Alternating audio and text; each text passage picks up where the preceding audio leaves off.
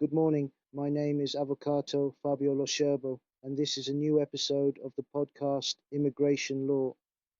In today's episode, we look at a very important decision issued by the Ordinary Court of Florence on 24th December 2025 at the end of proceedings registered under General Docket number 6262 of 2024.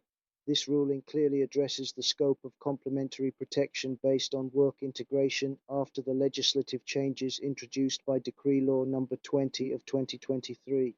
The case concerned a foreign national whose application for refugee status and other forms of international protection had been rejected by the Territorial Commission.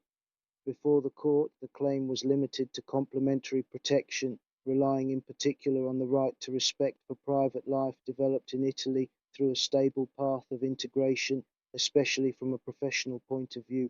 The Florence court upheld the appeal and recognized the right to a residence permit for special protection, ordering the competent questore to issue the permit.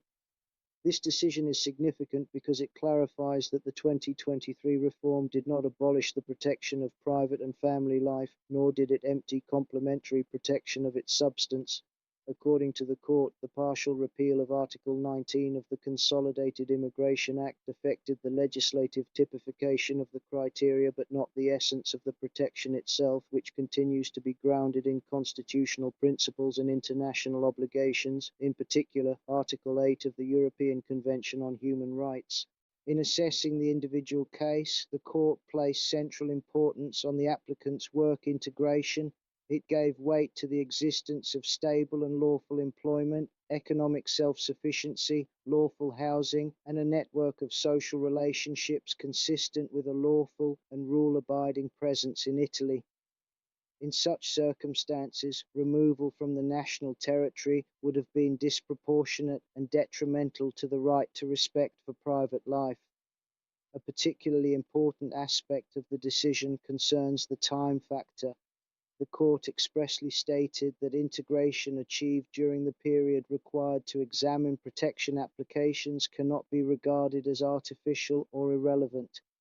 Time spent waiting is real life time, during which social and professional ties are formed and consolidated, and these ties must be taken into account by the legal system.